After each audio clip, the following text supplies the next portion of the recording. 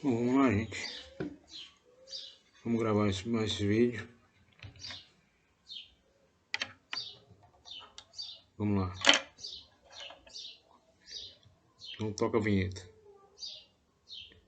E quem quiser inscrever nesse canal, tá aberto aí para todo mundo, tá?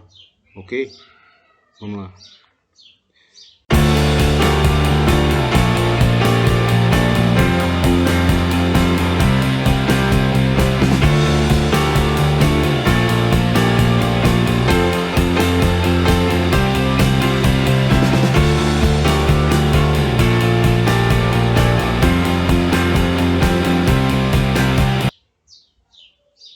Bom, hoje nós vamos estudar sobre a questão de a nossa função como servos de Cristo, ok? Então vamos lá, vamos iniciar com Números capítulo 18, a partir do verso 19, e nós vamos estender até o versículo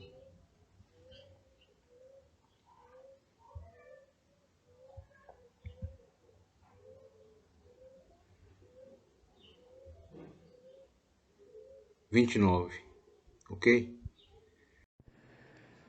Número 18, verso 19 ao 24, diz o seguinte: todas as ofertas alçadas das santidades que os filhos de Israel oferecerem ao Senhor, tenho dado a ti e a teus filhos, e a tuas filhas contigo, por estatuto perpétuo, concerto perpétuo de sal perante o Senhor é, para ti e para a tua semente contigo. Disse também o Senhor a Arão: na sua terra possessão nenhuma terás, e no meio deles nenhuma parte terás. Eu sou a tua parte e a tua herança no meio dos filhos de Israel. Eis que os filhos de Levi tenho dado todos os dízimos em Israel por herança, pelo seu ministério que exercem o ministério da tenda da congregação. E nunca mais os filhos de Israel se chegarão à tenda da congregação para que levem sobre si o pecado e morram. Mas os levitas administrarão o ministério da tenda da congregação, e eles levarão sobre si a sua iniquidade. Pelas vossas gerações, estatuto perpétuo será. E no meio dos filhos de Israel, nenhuma herança herdarão, porque os dízimos dos filhos de Israel que oferecerem ao Senhor em oferta alçada tenho dado por herança aos levitas, porquanto eu lhes disse: no meio dos filhos de Israel nenhuma herança herdareis.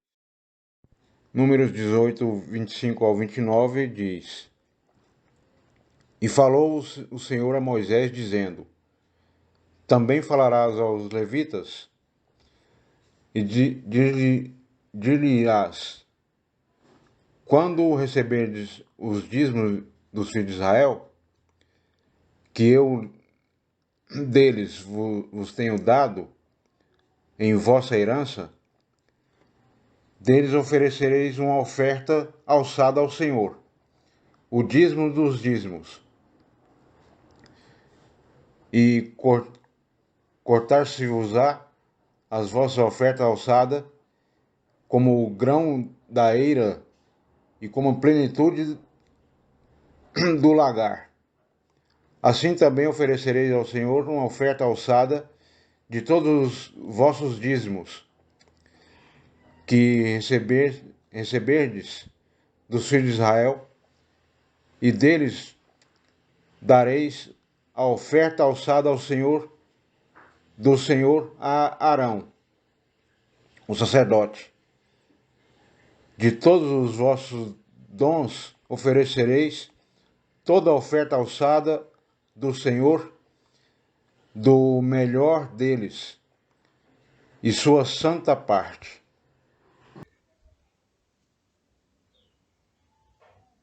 Vamos iniciar primeiro com o 19 até o 24.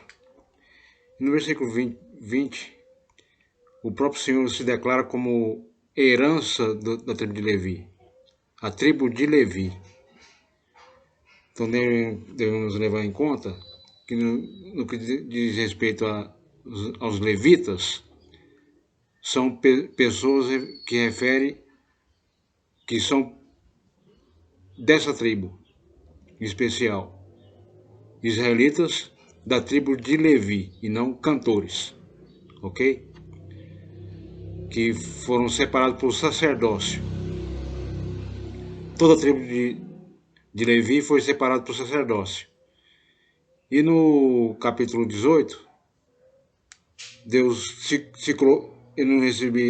disse que não receberia porção nenhuma de terra e nem um animal para cuidar, nem um rebanho de animais para poder cuidar. Porque os cuidados que ele competia era com o povo, ok? E Deus deu os dízimos do povo de Israel para que se fossem entregues para os levitas e eles se sustentassem e sustentassem também a famílias necessitadas, órfãos, viúvas, leprosos, os estrangeiros até se adaptarem aos costumes judaicos e os deficientes físicos, ok? E no que diz respeito ao versículo 23, aliás, 21, 23, sobre o ministério, que nós vamos relatar aqui, nós relatamos aqui, ministério quer dizer serviço. Que tipo de serviço que é esse? Como servos de Cristo. E no original grego, a palavra servo quer dizer escravo de Cristo. Escravo de Cristo, devendo obediência a Ele. E para seguir esses critérios, ok? Então vamos lá.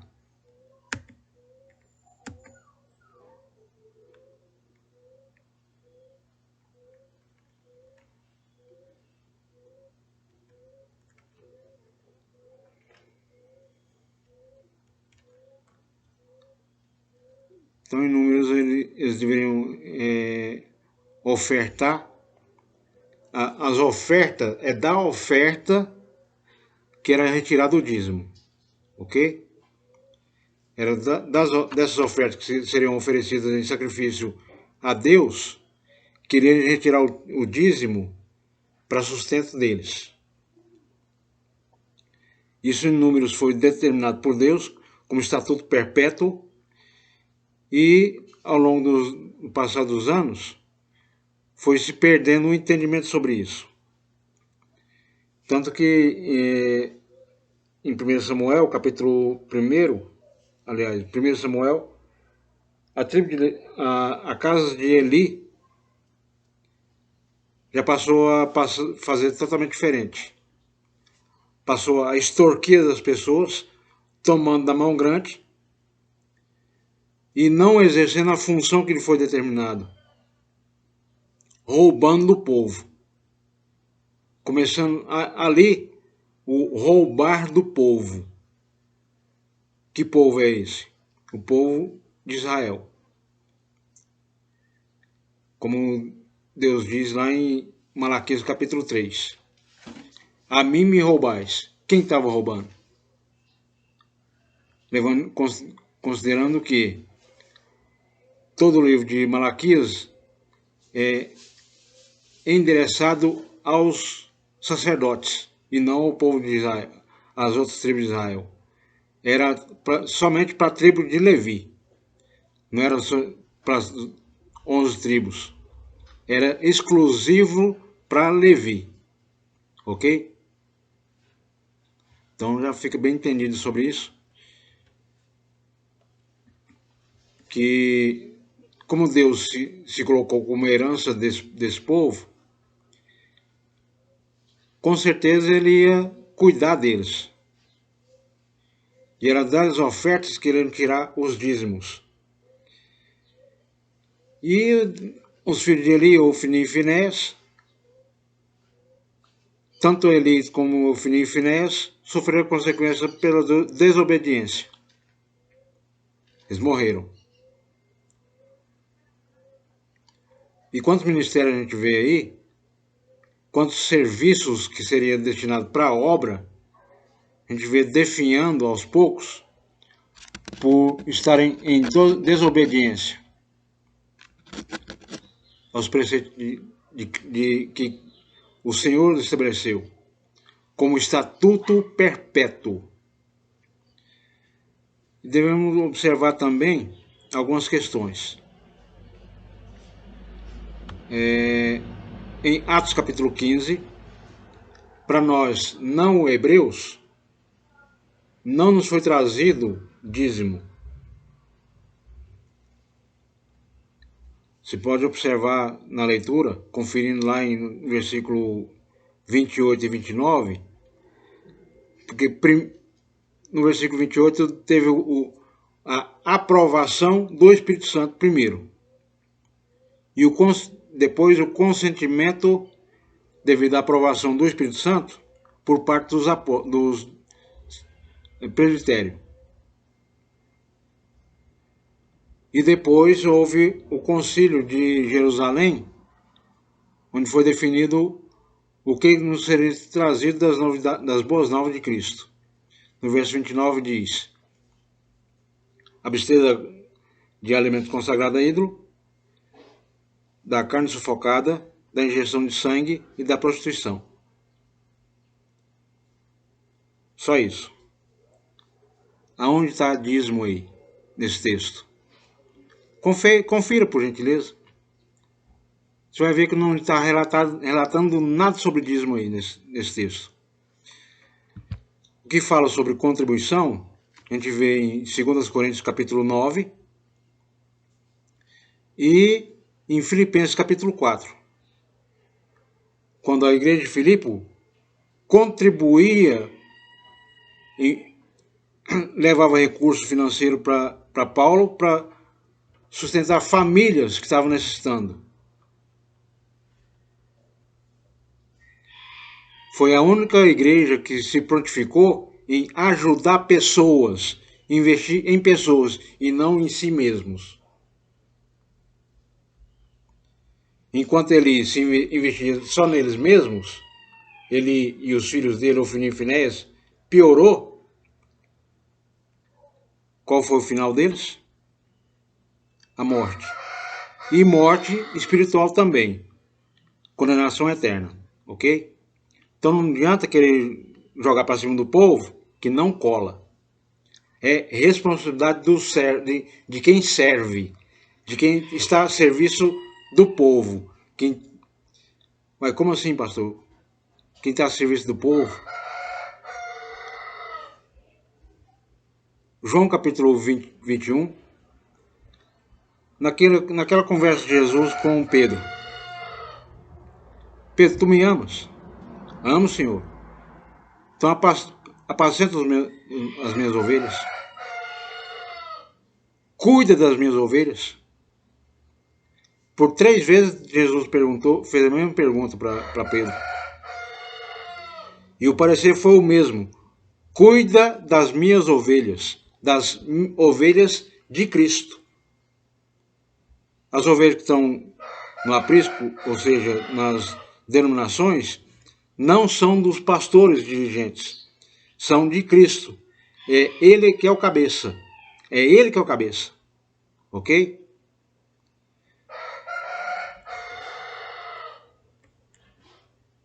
Então, considerando essas questões, gente vê um pouco mais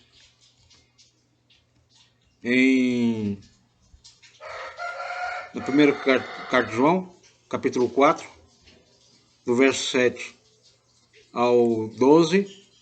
Na primeira carta de João, capítulo 4, verso 7 ao 12, diz o seguinte: Amados, amemo-nos uns aos outros, porque o amor é de Deus. E qualquer que ama é nascido de Deus e conhece a Deus. Aquele que não ama não conhece a Deus, porque Deus é amor. Nisso se manifestou o amor de Deus para conosco, que Deus enviou o seu Filho unigênito ao mundo, para que por ele vivamos. Nisso está o amor. Não em quem nós tenhamos amado a Deus, mas em que ele nos amou a nós e enviou o seu Filho para propiciação pelos nossos pecados. Amados, se Deus assim nos amou, também nós devemos amar uns aos outros. Ninguém jamais viu a Deus. Se nos amarmos uns aos outros, Deus está em nós. E em nós é perfeito o seu amor. Capítulo 4, verso 21. 1 de João, capítulo 4, verso 21, diz: E dele temos este mandamento, que quem ama a Deus, ame também o seu irmão.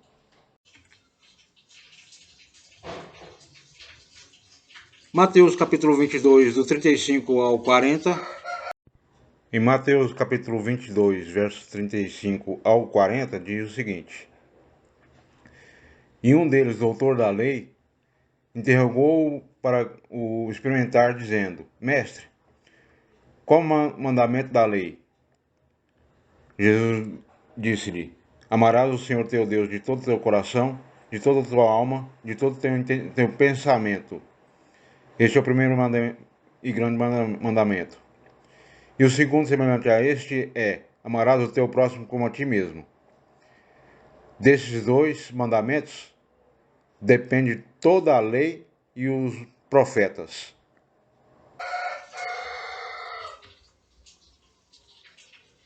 Mateus 23. O Senhor Jesus diz em Mateus capítulo 23, verso 23, o seguinte: Ai de vós, escribas e fariseus hipócritas, que dais o dízimo da hortelã, do endro do cominho, e tendo negligenciado o preceito mais importante da lei, a justiça, a misericórdia e a fé. Deveis, porém, fazer essas coisas sem omitir aquelas.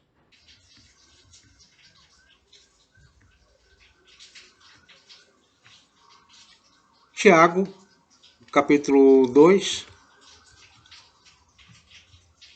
do verso 14 ao 23. De que adianta, meus irmãos, se alguém tem fé e não tem obras? Acaso a fé pode salvá-lo? Se um irmão ou irmã estiver necessitando de roupas ou de alimento cada dia, e um de vocês lhe disser: vá em paz, aqueça-se e alimente-se até satisfazer-se, sem porém lhe dar nada, de que adianta isso? Assim também a fé, por si só, se não for acompanhada de obras, está morta.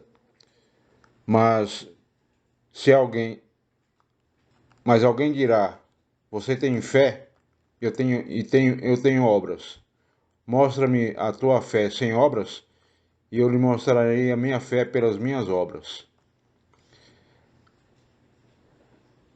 Você crê que existe um só Deus? Muito bem. Até mesmo os demônios creem e tremem. Insensato. Quer certificar-se de que a fé sem obras é inútil? Não foi Abraão, nosso antepassado, justificado pelas obras, quando ofereceu seu filho Isaque sobre o altar, você pode ver que tanto a fé como as suas obras estavam atuando juntas. E a fé foi aperfeiçoada pelas obras. Cumpriu-se assim as escrituras que diz: Abraão creu em Deus e isso lhe foi creditado como justiça. E ele foi chamado amigo de Deus.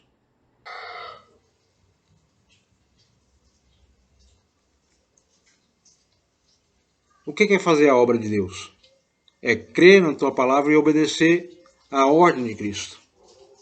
É crer na palavra de Deus e obedecer à ordem de Cristo. Isso é fazer a obra. E Paulo fala um pouco mais de forma dura. Diz assim, de ainda ser considerado como servo inútil, porque não fez mais do que a obrigação.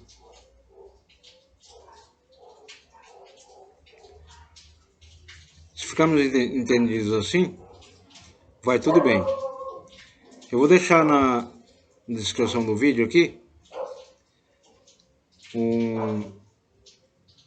sobre uma pessoa que está precisando de ajuda. O contato da pessoa que tem um filho de 5 anos, tá? Vou estar deixando o contato dela do WhatsApp. Quem se prontificar está ajudando, ela está com energia e água em atraso e o aluguel em atraso também. Quem se prontificar em estar ajudando vai ser de bom grado e agradecimento a Deus. Seja grato a Deus e não ao templo. E temos alguns projetos também. A Convenção Missionária do Evangelho Pleno tem um projeto social. Tivemos tocando no assunto outro dia, num vídeo, com o pastor José Vicente. E tocamos no assunto sobre a população de Goiânia, que é 1,5 milhão de habitantes em Goiânia. Então vamos considerar que seja 30% são evangélicos. 30% colocando por baixo. 30% são evangélicos. Se cada um por mês contribuir com R$2, olha só, R$2 não vai atrapalhar de forma nenhuma a sua contribuição na denominação que você congrega. Vai estar ajudando fortemente em ajudar pessoas. Aí, em que adquirir terrenos, ok? E construir habitação para famílias que estão sem habitação. Famílias necessitadas que estão em aluguel, ainda mais agora, na pandemia, que N pessoas ficaram desempregadas, N empresas quebraram, foram à falência devido ao fechamento delas. E com desemprego, automaticamente atrasou aluguel, atrasou água, atrasou energia e, consequentemente, a esperança dessas pessoas estão depositadas aonde? Nós dizemos, a nossa confiança está em Deus. Será que está mesmo? Considerando só R$2, 30% da população de Goiânia, quantas famílias dá para ajudar durante um ano? Já levou em conta? Só R$2? Esse montante de evangélico dentro de Goiânia? Só capital, só Goiânia. Estou falando em região metropolitana, não. Estou falando só Goiânia. Então, só dentro de Goiânia dá para fornecer N cestas básicas para muitas famílias, ok? Dá para pagar dívida de muita gente que está necessitando, que está em necessidade no momento, e dá para também para tirar essas pessoas do aluguel e colocar numa residência própria delas, para elas. E como eu sou contador, assim como Paulo exercia a função dele fazendo tenda. Trabalhava dia e noite para não ser pesado a ninguém. Eu trabalho, eu exerço minha função para não ser pesado a ninguém. Não estou pedindo para vocês, para mim. São para essas famílias mesmo. Para destinar a essas famílias. Ok? E vamos estar alcançando muitas famílias através desse projeto. E com isso, Cristo vai estar, aliás, essas pessoas vão estar vendo Cristo em nossas vidas, através das nossas ações, e vão estar se convertendo, tanto pessoas que são evangélicos vão estar vendo que a ação de Deus em nossas vidas, como pessoas que não são evangélicas vão estar vendo Deus em nossas vidas e vão estar se convertendo também. Como aconteceu com Naamã, que viu agir de Deus e se converteu ao Deus de Israel. E outros personagens também, no Antigo Testamento. R$ 2 só.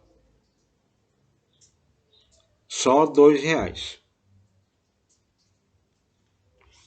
Mais adiante eu vou falar uma conta bancária para poder estar destinando esse recurso, tá ok? 30% dos habitantes de Goiânia. 30%. São 450 habitantes de Goiânia. 450 mil habitantes de Goiânia. Evangélicos. R$ 2. Vou fazer uma conta básica aqui. R$ 2 dá 900 mil.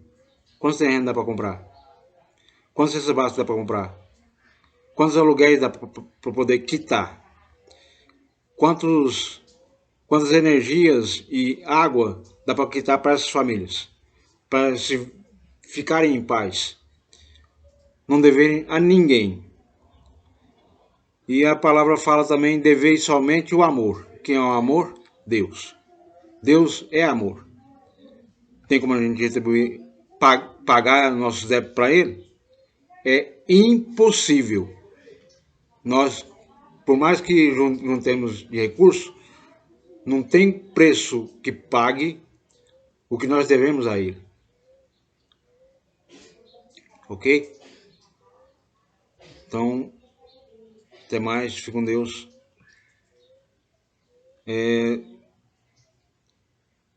Fazendo um cálculo básico aqui, R$ 900 por mês, 900 mil reais por mês, levando em conta só R$ 2. Só R$ 2, tá? Quantas coisas dá para fazer para cristãos e para não cristãos? Para aqueles que estão se sentindo desamparados, se sentindo órfãos e viúvos na fé, abandonados de provisão, já sem esperança nenhuma, e aqueles que ainda não viram, não vislumbraram essa grandiosidade desse Deus de Israel, que nós professamos a fé, que nós afirmamos que professamos a fé nele. E depositamos nossa confiança nele. Se nós depositamos a confiança nele, vamos fazer isso, por gentileza. Ok? Eu vou estar divulgando no site depois, para vocês estarem depositando esse recurso através desse site, tá ok? E vou estar prestando conta, fazendo prestação de contas, ok? Para que tenha total transparência no que está sendo feito. As obras sendo feitas sustentadas pela fé. Não é como ouvi outro dia sobre caridade. Caridade é uma coisa. Exercer a fé através da obra é totalmente diferente. Vocês vão ver nesses textos vocês viram nesses textos que eu divulguei no vídeo, que não tem nada a ver com uma coisa com a outra, ok? Então tá, graça e paz, fique com Deus.